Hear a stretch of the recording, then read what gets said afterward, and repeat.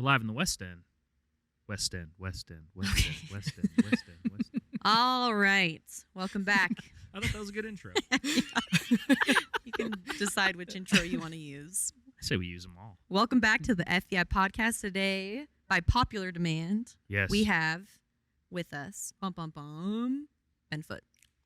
Hello. Hey, Ben. Hey, Ben. Hi. How's it going? Good. Popular. Hey, you kind of inspired this podcast more than you know. Because we used to just sit in Ben's office having conversations for days, and Christian and I are just dumb, and so we asked you a bunch of questions. Oh my gosh. Really hard on yourself. It's kind of true. It's No, kind of we true. were talking about that. Yeah. I said Ambry was hard on herself. Oh. Oh, yeah. Ben, you've heard me say some terribly horrible things that are very demeaning Yeah. about myself. Normally, you just laugh. Yeah. You're dumb, but you've got other gifts. You're good at other stuff, man. Thanks, man. So we would just sit in Ben's office asking all of the dumb questions. Ben would just enlighten us over and over, and we're like, man, I wish we would have just recorded this conversation. Mm-hmm. And that's what this is today. We're just going to ask you all right. questions. Okay. Dumb questions, probably. I can't wait. Yeah, Well, if Christian. they're from me, apparently they're dumb questions. Yeah. Objectively. Yeah, I'm just being too hard on myself. Oh, my gosh. Well, today we are talking about the topic of deconstruction. And we were talking about this before we had cameras in front of our face. Mm-hmm. And I think we could all agree that deconstruction wasn't like we can't agree on the definition of deconstruction. I guess. It's confusing. Even though there is Yeah. right, it is very yeah, confusing. it's confusing. I know I'm personally confused about deconstruction. Like I know a lot of people who are using the term deconstruction. I would have myself used the term deconstruction like a while back in my faith. Honestly, my judgment is that it's become kind of this excuse to kind of debunk your faith and just walk away from your faith. But I think that's what we're talking about today. Yeah. Mm-hmm. So Ben, would you just kind of kick us off and talk to us about, what is deconstruction before we get into kind of where we're going? What does it even mean? What are we working off of? Well, I'm first of all like no expert on deconstruction or anything, but I also do find it like fascinating. Yeah. So I've read a lot about it, and what's interesting is no one agrees on what deconstruction means. Yeah. Right. Like you can Google it and go find something, but I think that everyone who says they're deconstructing, every single person means something different when they say that. So it's like just very personal. But like we were talking about this a couple days ago. Like I think people mostly fall into like three buckets. Yeah. Like generally, like I know deconstructing is very a personal thing that you're doing, and so, but like generally speaking, there's three types of it. The first one is like I don't think we need to talk much about it, but it's like true deconstruction, which is like a philosophical like discipline and way of thinking. Like there's a literary deconstruction. Yeah. Like, I got my degree in English and learned about literary deconstruction. Like you literally got your degree in English. I did without teaching licensure. So it was a really foolish move. Yes. But I don't know if I can trust you. so like some people maybe are deconstructing in like the true philosophical sense of deconstructing. Yeah. Which is I mean it's like we won't get into it, but it's like it started in the 60s, like French post-structuralist movement. Like See, Um, pulls out the terms like this, and you're just I don't like, know what it means. I've read a lot. makes you sound smart. I always see that. That's how you're so good at those your job. post-structuralists, man. Yeah, dude. But so it started as like discovering the like the relationship between text and meaning, and then it has like evolved so that now if you like are going to do literary deconstruction, you're like reading and trying to discover, are there any like abusive power structures hidden in this text that I can reveal and like debunk.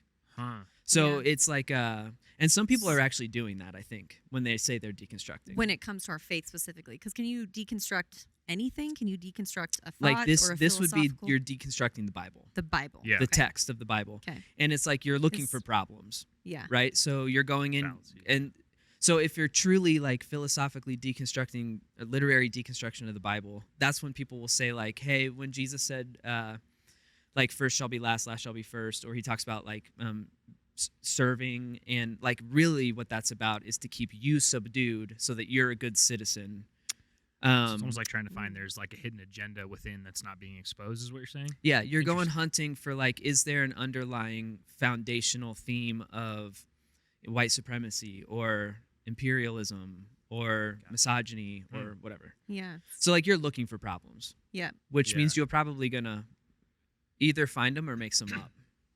So I think some people are doing that when they say they're deconstructing. Yeah. I don't think most people that I meet. Yeah. I mean, even when I think of it, that's not like when I hear deconstruction, the first thing that comes to my mind is not that. I think very similar to what you said, which is like I'm basically intellectually trying to tear my own faith apart or give credence to why I'm no longer a Christian or no longer want to believe because I can't believe this anymore. That's what I think. That's what I think the other two like categories of deconstruction are. And the first one is like people say they're deconstructing their faith, but if they're being honest, which I'll probably end up saying like a million times, like I think the key to this is like you have to be honest with yourself. So you say you're deconstructing, but if you're being honest with yourself, like you quit, like you're done with faith. Yeah. But then you say you're deconstructing because it softens the blow. Like when you tell friends and family who still believe this stuff, it makes it sound like there's some sort of formal process that you're undergoing, you know? Interesting. And so I think that that's one of the primary buckets of people that I encounter. It's like you say you're deconstructing, but if you're being honest, you demolished. You want it gone out of your life. Yeah. And so that's when people will say like, I don't even think there is a God. And if there is, I don't think he's benevolent. And I think the Bible's outdated and doesn't really even have anything to say to like modern culture. Yeah. What's happening is you're done with faith. Yeah. And you're calling it deconstruction. I would call it like demolishing. You demolished it. Yeah. You just want it out of your life. Yeah. And it's easier to say to your like parents, for example, that I'm deconstructing than it is to say like, I don't believe any of this stuff I grew up with. And so you say you're deconstructing to kind of warm them up for a year later when you're like, I officially don't believe now. Yeah. Yeah. I think that's one crew. Yeah. And that crew like breaks my heart. Right. Because like,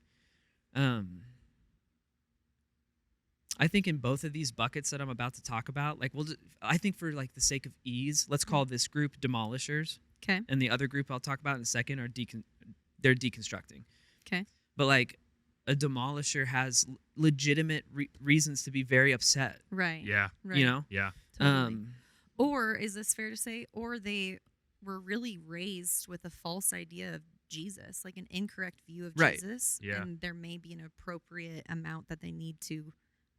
I think you're going to talk about this later, but like they might need to reconstruct their faith a bit, depending on what they were raised with. Oh, for sure. But a demolisher is not going to do that. Okay, they're letting go. They're done. throwing in the towel. Yeah. Yeah. They're just Okay. done. And it's a bummer because I like if someone's listening to this right now and they're being honest with themselves and they're like I'm a demolisher, they won't believe what I'm saying right now, but it's like you're for sure throwing the baby out with the bathwater. Like you're getting rid of Jesus because there were people who did really bad things to you in his name. Yeah. Yeah. And so it's like I understand how you got to where you are right now. Right. Totally. But it's like breaks my heart personally just because like you're starting to walk down a road that I really don't believe years from now is going to be fulfilling or rewarding for you. And expand on that because I feel you say that with so much ease, but I know you have a story behind that. I know you have a story that can relate to being down that road, right? Yeah. Can you share that a little bit? Yeah. I would say I was in the third bucket. Okay. Yeah, but do you want to hit that one real quick so we know what? Yeah, Third I'm on the bucket, edge okay. of my seat about the third bucket. Yeah, tell me the third You excited? I want to know. Yeah, the third bucket would just be people who are truly deconstructing. Okay. And what I mean by that is, okay, so if you have a demolisher and someone who's deconstructing, it starts the same way. You have legitimate pain with the church or legitimate doubts and concerns or, you don't know what to think anymore. So you're starting in the same place. The difference is like someone who's deconstructing is going to go investigate it. Whereas someone who's demolishing is not going to. They're just throwing it out and done. They're just done. So like let's make it more concrete. So Yeah. an example would be, let's say we have two women. One is demolishing, one is deconstructing.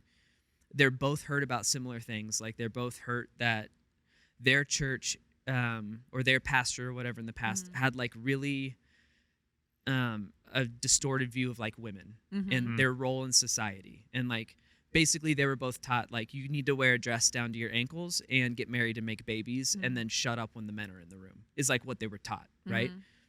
The demolisher goes, well, if that's what Jesus says or that's what Christianity is about, I'm done. Yeah, screw And this. someone who's deconstructing goes, wait, did Jesus actually say that or not? And then you go investigate. So then you go read the Gospels. And if you do your work and investigate, like you'll see that Jesus elevated women like all of the time.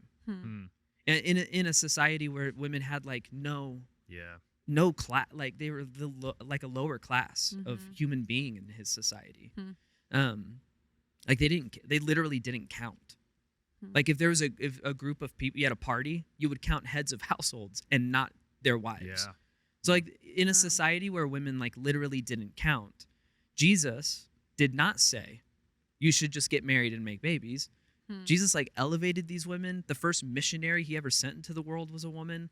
Like in a world where their testimony didn't count in court, they were the first people to ever see the resurrected Jesus or the empty tomb. Like he just elevated women.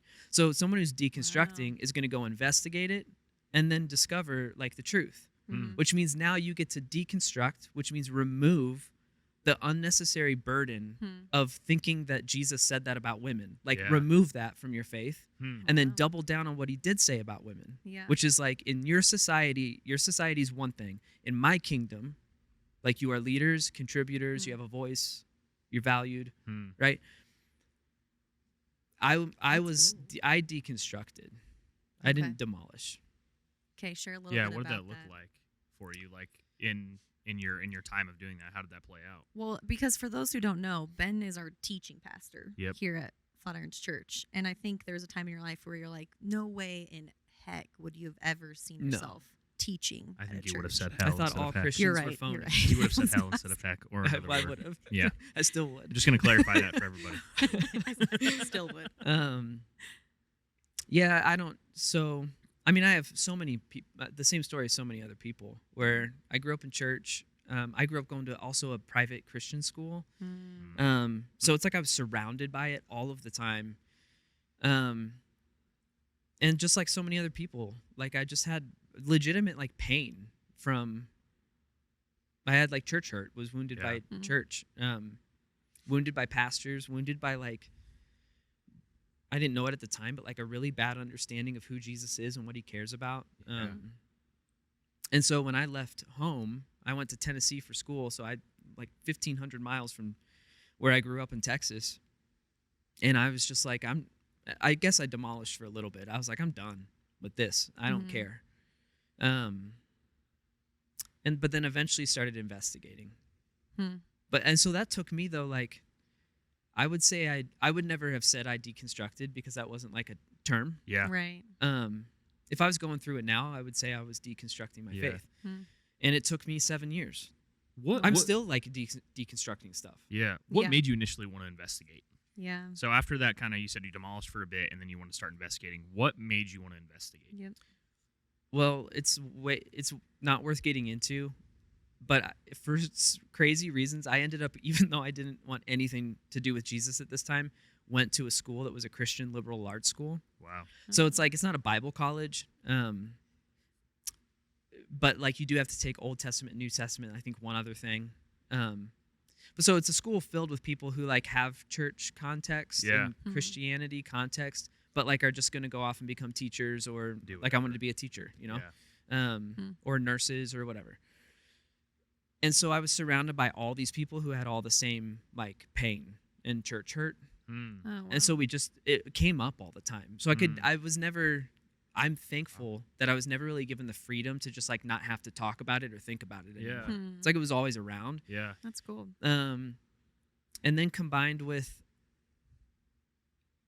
I just can get super logical with stuff.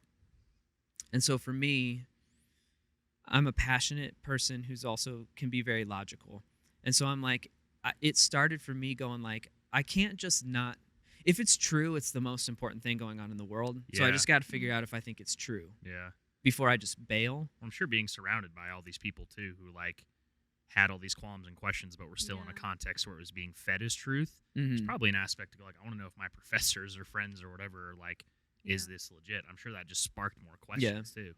It honestly, the driving thing for me at the very beginning was, because it's weird because I guess I've always been like a preacher with big air quotes around it at heart. I was like, I got to go figure out if this is BS, because if it is, like, I have to go like preach that to my family, because my whole family's like hoodwinked by this, this old myth. Wow. And so it started that way. Wow. But what's crazy is like if you investigate and play by the rules of what it means to investigate Christianity. Yeah. I'm just, because I've lived it, like I'm a firm believer that like you'll find that it's really awesome. And you'll find that the people who hurt you, like it never was Jesus. Yeah, he wasn't actually the one behind it. Yeah. It was people like working in his name. Yeah. Yeah. Ben, what do you mean by play by the rules? Because I could hear that and it kind of sounds a little churchy. It like sounds religious or legalistic almost. Like if you have to play by these Christianity rules. Like I'm trying to get away from the rules, but what do you mean by that? Yeah, I don't even mean rules of Christianity. Okay. I mean rules of like logic, honestly. Okay. So, for example, if you want to figure out whether or not you want to play baseball and you enjoy the sport of baseball, like, well, you have to play by the rules of baseball. Yeah. Yeah. Because like if you're gonna go out there on the baseball field and like kick it around, then I don't know what you're playing, but it's not baseball. Yeah. So, if you want to investigate Islam, you need to go and investigate the Quran and the life of Muhammad. And if you want to go investigate Mormonism, you need to go read the Book of Mormon and learn about what's the guy's Joseph Smith. Joseph Smith. Oh, Jeez. You have to play by the rules of that faith, even if you don't believe in it. Yeah. And so the properly rule of investigate it. Christianity is that everything is about Jesus. Every single thing is pointing to or stemming from Jesus. And the best way to get to know him is through those 4 Gospels in the Bible. Wow. That makes So, sense. Wow. Yeah. I'd be curious to hear, Ben, you talking about, and then I think we want to shift the conversation to how would we encourage people to go healthily investigate, right? And how that's done. I think we can start that conversation maybe by asking you, like, how did you start investigating that? So how did you get to the point where you went from, I'm going to go find out if this thing is BS or not, I'm going to find out if it's real, to the point where, because what it sounds like is it wasn't necessarily this very spiritual or emotional thing that really held you. It was like the more you studied it, you saw the logic and the truth behind it, where you went, oh man, this makes sense more than anything else makes sense. Talk about that journey of like, what did you do to start investigating, and how did Jesus show himself to you through the Bible, or how did the Bible start to really make sense in a way that you went, this is more logical than illogical. This is actually maybe the most logical thing I've ever seen. Life makes sense in here. Like, how did that investigation process start for you? Essentially, how did you start investigating? How did you get from the point of, I'm going to go find out if this is actually real or if it's a bunch of BS, to the point of like, I see the logic in this, that like I want to give my life to it and trust it? Well, I mean, again, like it took 7 years, and I'm still deconstructing stuff, but I'm not deconstructing like faith, like whether or not I believe in this anymore. But whether or not I believe in it, that took like 7 years. But I mean, it really is like I went and started reading the Gospels, and I let Jesus speak for himself, basically. Yeah. So what do you mean by that? Like, well, who does he say he is? Who does he say I am? What does he say about how this relationship's going to work? What does he say about how it's best to show up in the world and like interact with other human beings? Like, not what did some pastor at my dumb church in Texas say? Like, what did he say? Yeah. And it's just crazy because there's all this baggage wrapped up with Christianity that's not in those 4 books. And so as I started to like read and investigate, and I would like do it through a lens of a question I had most of the time. And then I just start discovering like Jesus never said any of this stuff that I thought was like key to being a Christian. Yeah. Wow. And then also he said a bunch of stuff that like my pastor never brought up because it's challenging and Yeah. a totally different lifestyle. Loving your enemies. What That's were insane. like what were some of those things that you found out that like really maybe like lit that bulb for you of like I've never heard that in church, but it's so clear right here. Like, are there anything that you found in that were really like inspiring and illuminating to you? Well, I mean, there were lots of those little moments, but I think the overall most shaping thing for me was just discovering that Jesus was amazing. It's like even before I believed that, even when I still wasn't quite sure he's like the Son of God and like that he's deity. Yeah, like just as a man who walked around 2,000 years ago, like when I was still in the place of like he's just like essentially an ancient influencer, you know. Yeah. I'm like he's the best. Like his way of life is dope. Like if everyone did that, it would be heaven on earth. Like so it was just the overall person. And like the way he elevated, so like I always felt like an outcast growing up. Like I'm into weird music and, you know, like I'm just like a punk rock kid. And our church wasn't good with outcasts, you know? So like a big problem I had with my church was, it's like you couldn't be gay and come to my church. Yeah. Like you wouldn't be allowed in the doors. Ooh. And then in that same building, I'd go sit in a Sunday school class and they'd tell me that Jesus loves everyone. Yeah. And it's like, yeah, what? but like except for Garrett, is that what you're saying? Yeah. Because you won't let Garrett in the building anymore. Oof. Yeah. Wow. And then you go and learn the life of Jesus, and he's just constantly seeking out outcasts, and like bringing dignity into their lives. Wow. So it was stuff like that where I started encountering the true Jesus and realized, oh, it's actually not a laundry list of rules that make you a good or bad Christian. It's like a whole different way of seeing the world, a whole different way of living your life, and it's still 2,000 years pretty radical, which appealed to like the rebellious like nature of myself, the anarchist within you. Yeah.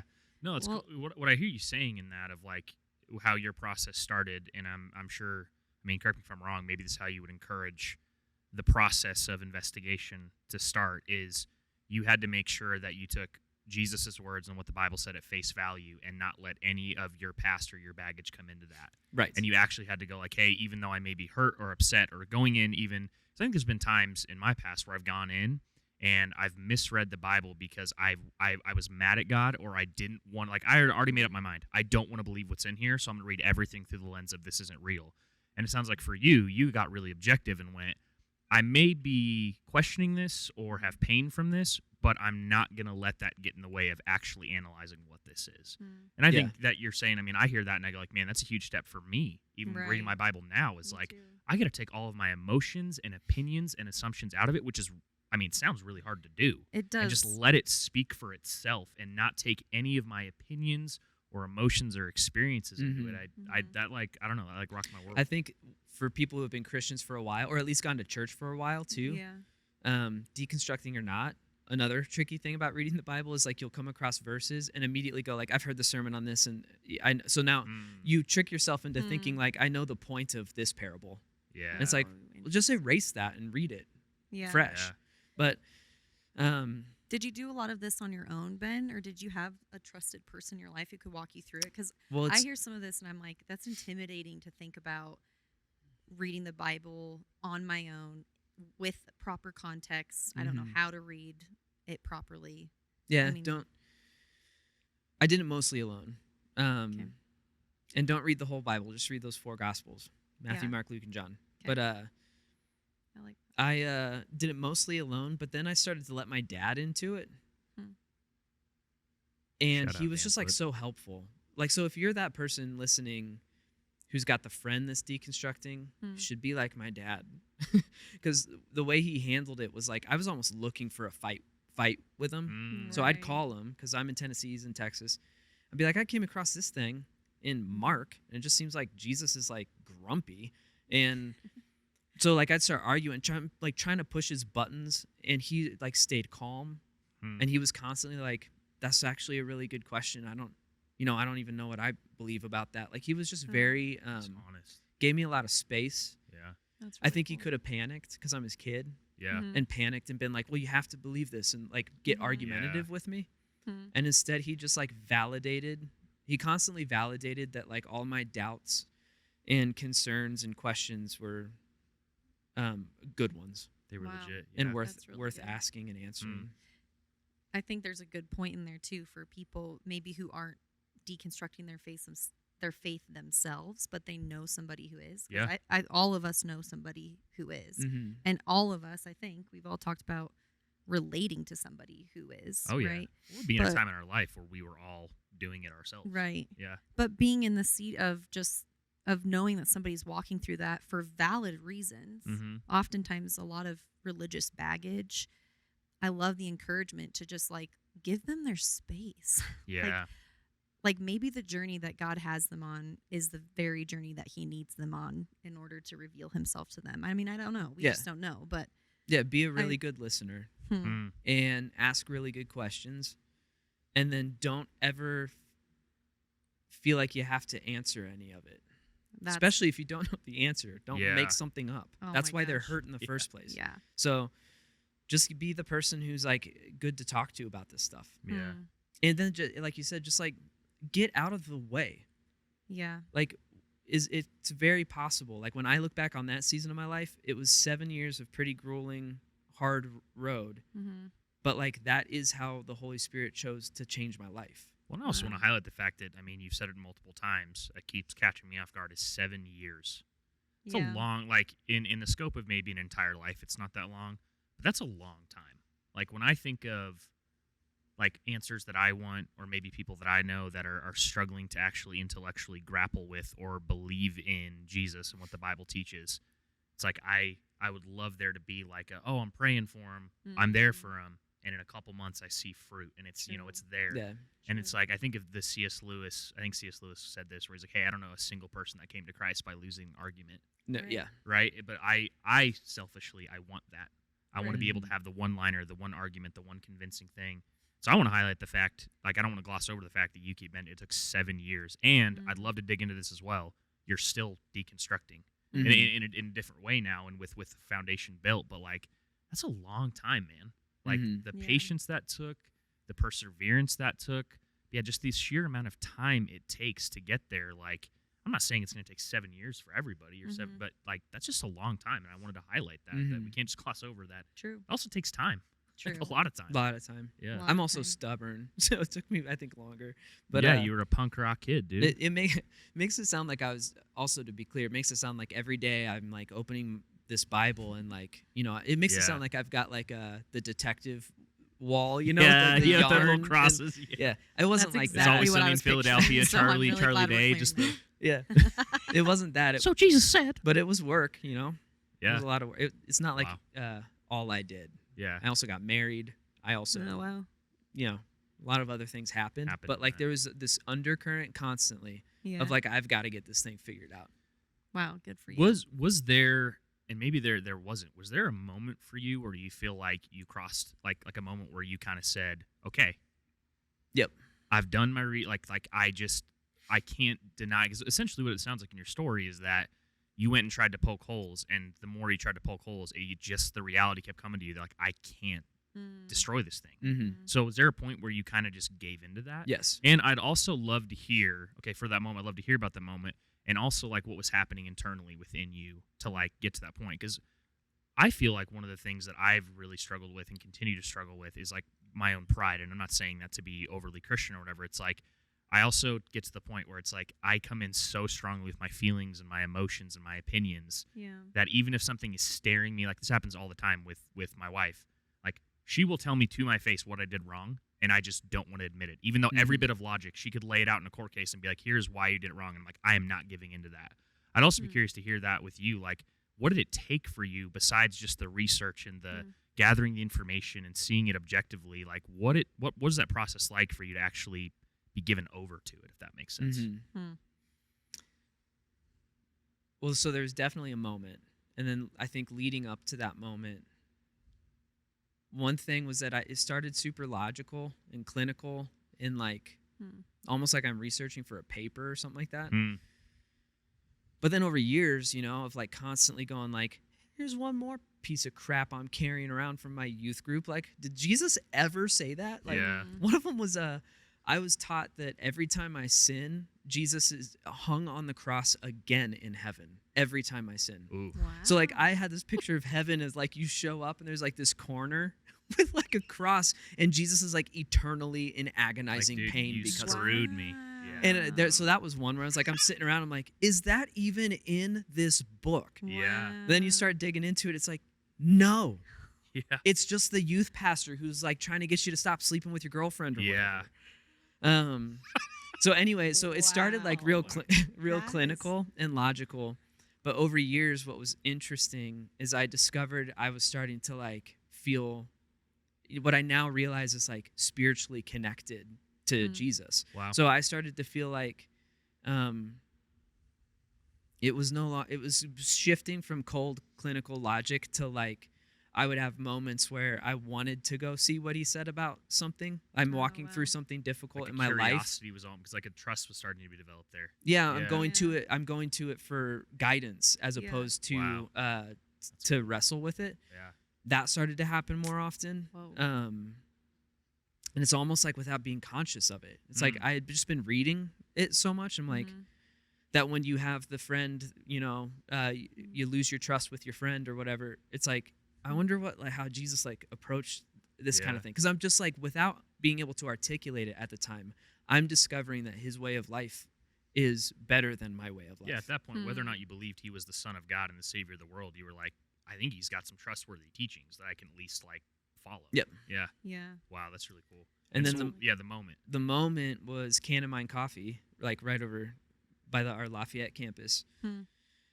And I was in there early one morning and had my Bible. And I can't even remember what it was another one of those moments where I'm like trying to, I'm investigating. Yeah. And I don't even remember what I was investigating. But I had it open in front of me. Shoot, I'm going to get like choked up. Yes. Ben Foote tears. Let's go. And I read okay, I can do this without getting choked up. No, you can. Here, No, you want let it ride, my man. Let it ride. I read, you know, for at this point for like the I don't know 50th time or something. I just was reading through the crucifixion and like what he endured and like and that for some reason the account where the soldiers like are spitting on him and mocking him and as the King of Jews and like if you're really the Son of God, why don't you save yourself? Yeah. Like, and I don't know what happened. I'm just sitting in Can of Mine Coffee and I break down. Wow, dude. And there was something about like I had a realization that like I think I approach Jesus as like the soldier most of the time, where it's like I come in hot, like with a finger in his chest, like if you really are the Son of God, then you're gonna make sense. So I have to like investigate you now and poke holes and and I don't know. It was like I grew up hearing about the cross, you know. Then I'd been doing this investigating for 7 years. It's like, how do you explain it if you've been through something like that? I don't know, dude. I just wow. Something hit that day where I'm like, oh my gosh, like I believe you're like my savior. Wow, dude. So, and then I probably look like a crazy person sitting at a high table in Can of Mine Coffee. There's almost never anyone in Can of Mine Coffee. Were you still in your punk rock phase? Like, did you have like the hair I'm still like, in my covering your punk one rock eye? phase. Like, I did have the long hair. But then I just prayed where it's like I'm done. My prayer was like, I'm done fighting you. Like I'm done investigating you and putting you to the test and challenging everything about you. And I do not understand you, and I don't think I ever will.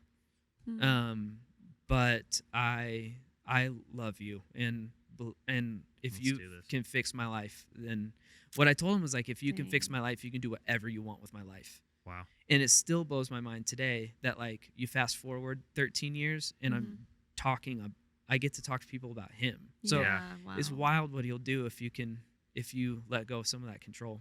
It's cool though too, because I like in that story. First of all, I don't think I've ever heard that much of your story. So thanks for sharing that. First Not of with all. that emotion behind it. Yeah, and I think second, it's cool to see in your life too how like I think in the way that you teach and the way that you lead people, that's so evident that you're like I've been through the process, and I knew what it took for me to get here. So I'm talking to people who are there. Mhm. Like, you can see that story played out so evidently because you are like, you know, you're intellectual. You make people think. You make people not just necessarily. I think a lot of times what the fault of some churches can be is like we want to emotionally manipulate people into having a moment, right?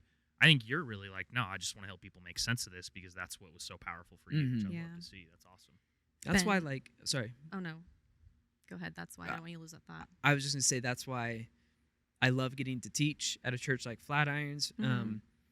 I love getting to talk about deconstruction right now because, like, if you're listening and deconstructing, like I really do. I'm not just saying it. I know it's scaring a lot of your Christian friends and family, but I've done it, and it was if we're talking real deconstruction, where your hope is that you renovate as opposed to demolish. Your hope is that you build something better and stronger. Yeah. Find out if Like, it's true. It's the most formative thing I've ever done with my entire life. Wow.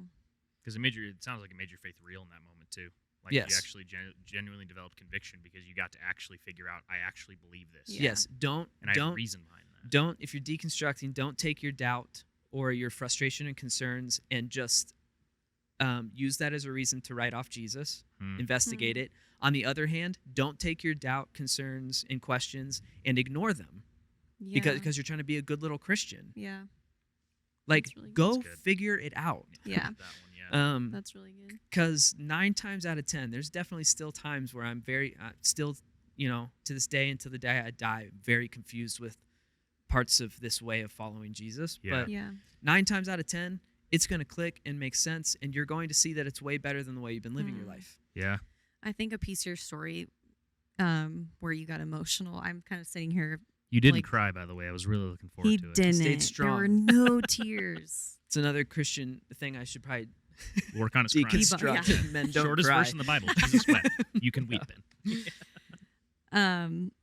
I think that what you just shared is what I think so many people are hoping to find in this potential real Jesus. Like, I think they're hoping to find an honest, authentic relationship with the person. But Clarity, and that's, I mean, I've totally been there, but I've also been in a boat, and it sounds like you have too, where I've felt really betrayed by God, really betrayed by the person of Jesus, I guess. And I think what I've done, if I'm being honest, what I've done in the past is I've like turned that betrayal on and maybe investigated not the Gospels, but I've investigated my church or investigated my family heritage, or I've investigated, I don't know, the people that have wronged me or have hurt me to believe now what I see is falsely about God. I started to turn that betrayal on them, if that makes sense. I guess. So I like your encouragement in all of this to like you're just pointing to the Gospels. Like, look at the person of Jesus, and like maybe eventually down the road in your faith, the whole narrative of Scripture will start to click and make sense. But it starts with Him. But I'm kind of sitting here also. I'm just feeling a little convicted because I'm like, I don't know if I've ever done that type of. That's very similar. That was gonna be Deconstructing. my next question for you was, because I think you keep mentioning, so you're continuing to deconstruct in a healthy way that you've pretty much outlined what that looks like. I mean, how would you encourage us? How would you encourage young adults? How would you encourage me to continue to? Because when you said something where you're like, hey, don't just believe it because you feel like you have to be a good Christian. I mean, if I'm being honest, I feel like because I work at Flatirons, there's a lot of times where it's like I just have to believe it, and if I have questions, I have to put them away.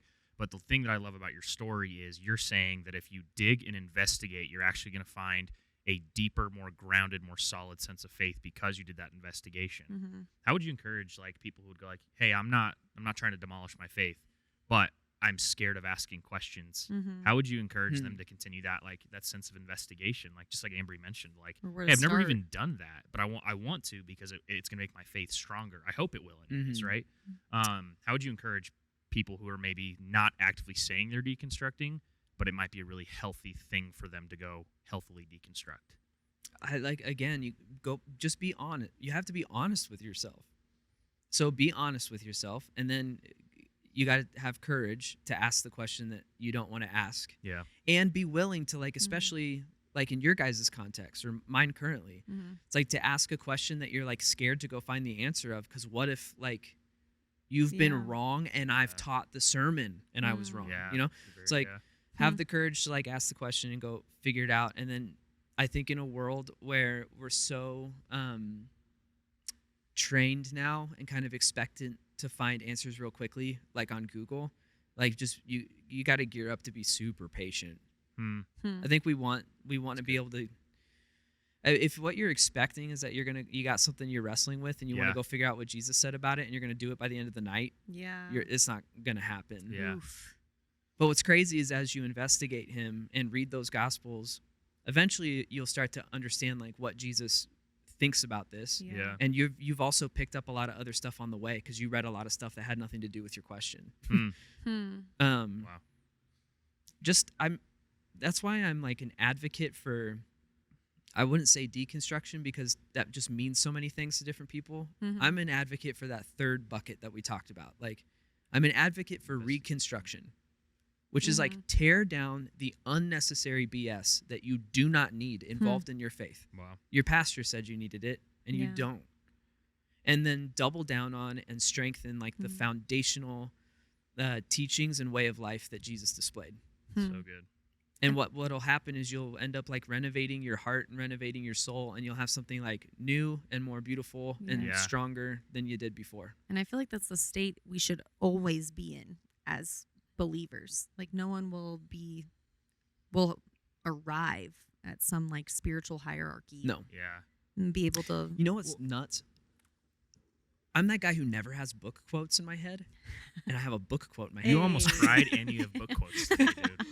So one of my favorite books of all time is called Jayber Crow by Wendell Berry. Wendell Berry's the author. The book's called Jayber Crow. It's a novel, easy read. Everyone should read this book. It's basically, in my mind, there's like the Bible and then Jayber Crow. Whoa. It's a Harry book Potter's about in like between those two. You Though, heard right? it. Harry Potter's nowhere on the list. Oh, wow. That's heresy. So this book, it's just about a dude who's a barber and a farmer and like whatever. But it's basically about faith. Like it's about this guy's faith journey. And there's this killer like moment in the book where he's doesn't believe in Jesus, but he's talking to a professor who's a Christian about Jesus. And I'm not going to get it like verbatim, but he says to the professor, he goes, I just feel like I have questions that there's no easy answers for. And the professor said, yeah, these are questions that you don't get answers for. They're questions that you have to live out the answer. And then Jayber Crow goes, well, that could take a long time. That could take until I die. And then this is the quote that I think is rad. The professor looks back. So Jayber just said, that could take until I die. And the professor looks back and goes, I'll tell you a further mystery. It takes even longer. Say it again. I'll tell you a further mystery. It takes even longer. Oh. Like this idea of like, there's just some stuff you will not understand until you're dead and gone. Yeah. But like, if you can overall trust the character and nature of Jesus Christ, then I think part of that is you can trust the stuff that you don't have answers for. So to go back to what you're saying, like ask all the hard questions, be super patient with yourself, and then also if you never ever find an answer, that's just going to happen sometimes. Yeah. Hey, I kind of want to end this by asking you to encourage people who are in these camps. So to the person who is, in these buckets, like to the person who's actually deconstructing, who's like spending time, maybe not like you did, but who's spending time in the Gospels, like trying to dissect the thing, investigate the thing, asking good questions. What's your encouragement to them right now? To the person truly deconstructing, again, I've already said it, like I know it's freaking people out, you know?